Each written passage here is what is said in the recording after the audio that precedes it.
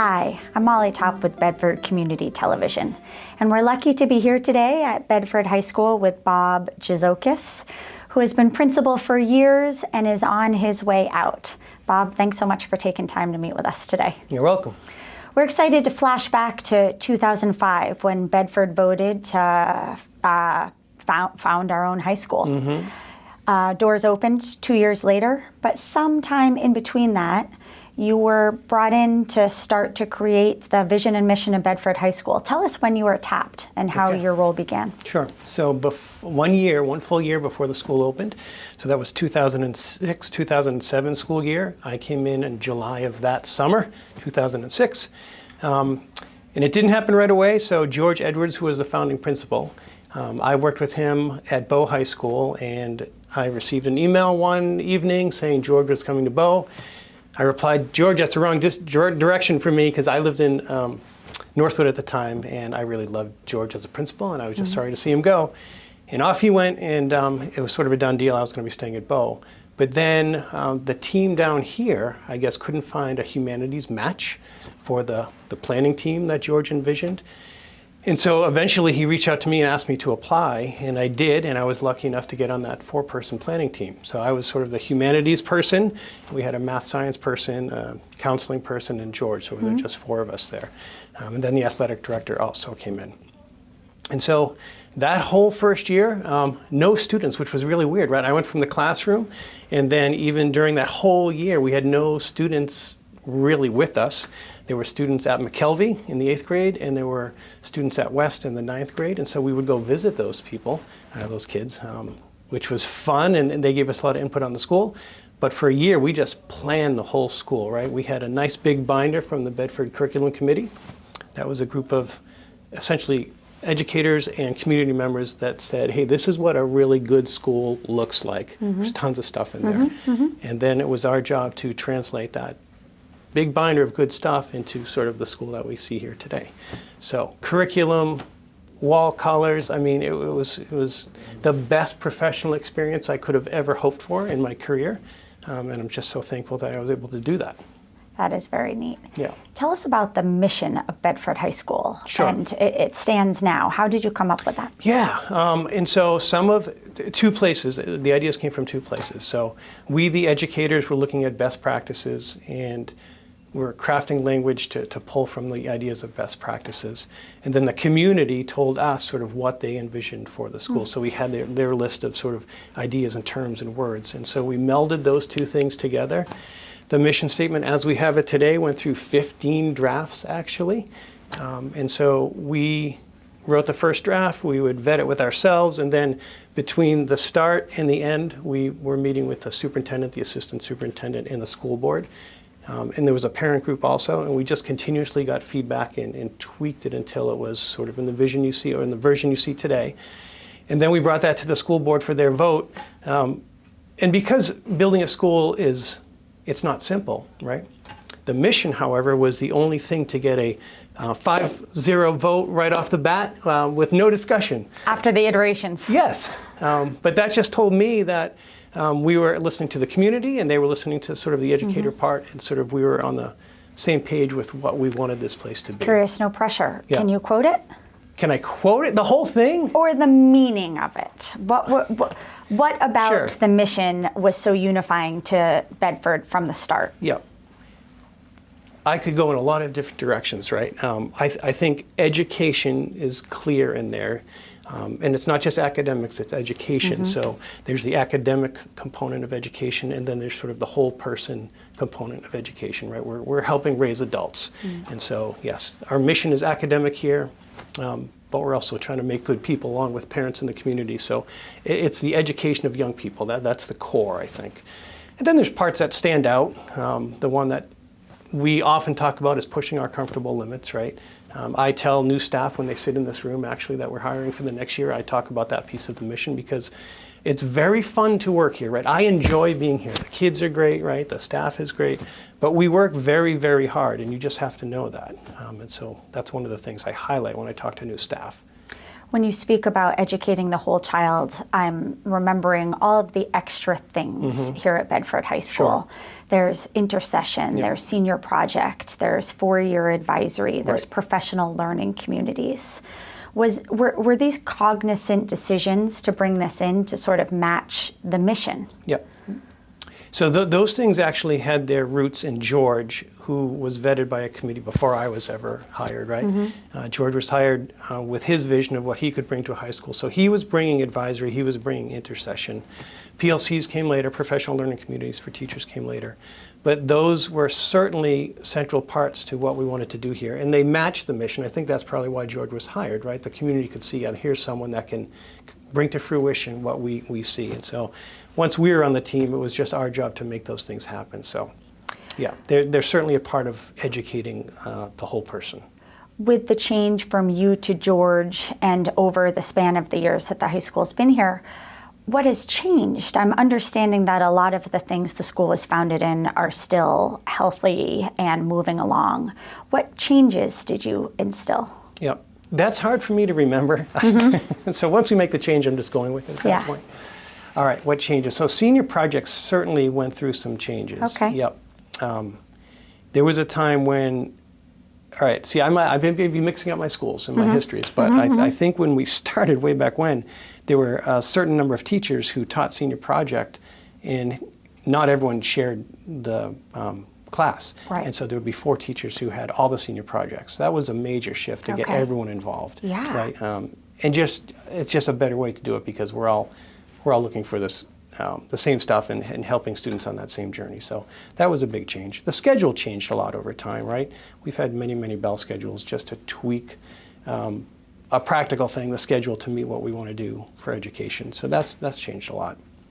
Intercession, 3 days to 2 days, right? That's been a slight change. The mission is still the same. How did you decide to operate as a professional learning community, and how do you think that has sort of influenced the staff and the students here? Sure. So for those viewers at home that don't know, a professional learning community is the team of teachers who teach the similar subject. So if you and I and 2 other teachers teach Algebra 2, we meet regularly about Algebra 2 and look at our assessments and the instruction and how our students are doing. That came directly from work that Chip McGee, the assistant superintendent at the time when we opened, brought that right away, right to the staff and to us. It was from the get-go something that we were going to do. That in SCTI, so our Summer Curriculum Institute, I think put us above most places in the curricular instruction and assessment work that we do because we give teachers time to work on those things. So yeah, that is central to the success our students have because teachers are given the time to do those things, planning, grading, and collaborating together, right? Yeah. Something unique to Bedford and that I know teachers appreciate is that you're committed to building the time in. There are some schools that try to be professional learning communities but don't prioritize building the time. Right. And teachers see that. That's absolutely true. So right now we're just getting going on the master schedule for next year, and the first thing we do is figure out when common teacher time is going to be, and then the algorithm will put in the classes for students afterwards. Yeah, you have to commit to that. Yeah. And your own children went to Bedford High School. One of them did, sure. One of them did. And what's it been like being a principal at the school where your son attended and living in the community? Yeah, great. It was awesome. Yep. That was just a really fun experience for both of us. Yep. I have no complaints about that, and I'm lucky that that was able to happen. Good. Yeah. So I'm going to ask you to dig deep here and think of a highlight, a time here at the school that brought you great joy or something you were really proud to watch or to experience. Okay. There's a lot of those, but I'll go way back. So you may know I was the interim principal for a year, right? We had hired a principal. George left to go to the New England Association of Schools and Colleges. We hired a principal, but he wasn't able to start with us, so I was interim for a year. But that allowed me to be the principal for the first graduating class. Very, very cool. Yeah, that just is a highlight in my career and in my life to be the principal who sort of said to those kids, hey, you've been here, off you go. Because they were a unique class, right? They came in as sophomores. So they were kind of seniors for 3 years, right? Sophomore year, junior year, senior year. They were like the top dogs. So me and them, I just got to know them so well. So really cool experience.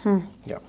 And similar question, but maybe a challenging time. I don't know if it's an easy answer with the COVID years or if it's just another time period where there was a growth that Sure. Yeah. came with challenge. And challenging doesn't have to be negative, right? No. Just you have to work hard, right? Yeah. So, and I'll go back again to the very beginning, just opening the school, because we were translating student and parent experiences from West High School to something that folks wanted here. And there was just a lot of just work with the community and the school board and talking about the vision of what we were going to do here. That was challenging work because all of us have had our own high school experiences and we think we know what high school should be. But as you know, even just being in this building in the last decade, things change and students change. And so to get a school that was reflecting what students' needs were and what parents wanted, we had to explain the things we were going to do here as opposed to what was being done at West. And it was challenging work, good work, right? Because it forced us to defend really what we wanted to have happen here. So that was challenging, but it was really the work to be done at the time. Yeah. So my first week that I worked here, I looked out into the courtyard and I see you advising your club. Tell us about that club. Sure. And rumor has it you said you are going to make sure that this club continues on when you're gone. Sure. It's such a unique role for a principal. Tell us about it. Yep. So that's the Armored Combat Club, and it's exactly what the title says. It's armored combat. So we dress up in medieval armor, and we have different games we play, but it's basically striking each other with medieval weapons, not steel, not live steel, but a synthetic plastic. And play capture the flag, bridge battles, and I got a core group of students who just absolutely love it. And in the last few years, we introduced archery to it, so you don't have to be slugging it away in the full armor. But yeah, it's just a fun thing to do. Do you have a new advisor on tap yet? So we're looking at Mark Smith. Mr. Smith hopefully will take that lead on. He might be an archer. He might not be in the full armor. But. Okay, good. Good. Yeah. Well, I know the school has several celebrations planned for you, but are you starting to feel emotional as you make this career change? Yeah, so I've been, not yet really, right? Because there's a ton to do at the end of the school year, right? There's just a lot going on. All the ceremonies and awards nights and all that, so there's still things to be done. But as I get closer, yes, the feeling is creeping in. And as you may know, the staff apparently was asked to write me thank you notes, and those started coming in, I think, last week. And so when I open those, yes, those feelings of nostalgia and really missing people are creeping in. I was trying to push it off a little longer, but you guys are forcing me to think about it.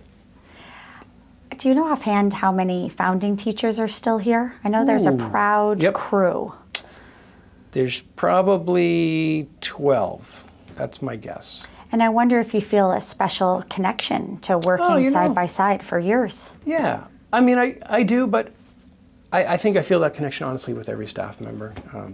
When you're a bulldog, you're just a bulldog. You're a bulldog. Yeah.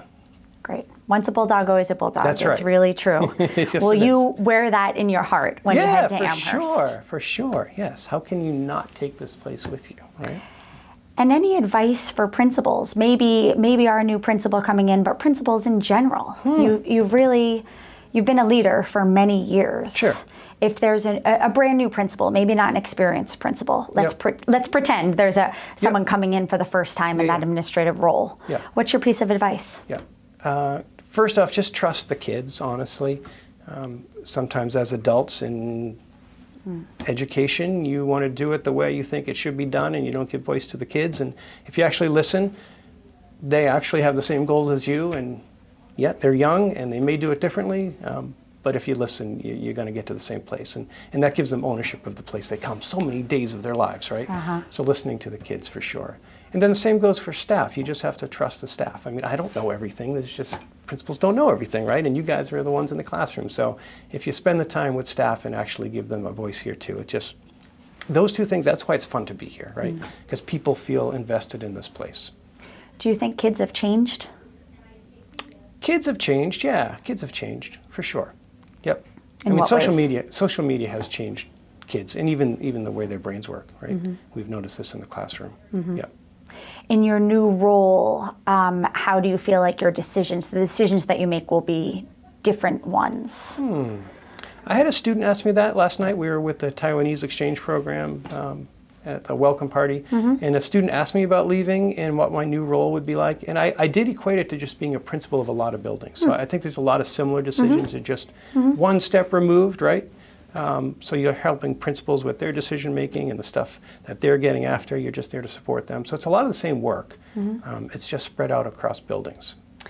If you want Bedford High School staff, students to remember you in any way or by any one thing, what do you want your legacy to be? What do you want us to remember? You don't need to remember me, right? Just keep doing the good work, right? That's what I want. I don't want you to remember me, but maybe my work ethic and my care about this place. That's what I want you to have inside of you, right? To keep it going. Okay. Yeah. Okay. Well, thanks so much for your time here today. We appreciate it very much. You're welcome. Thank you.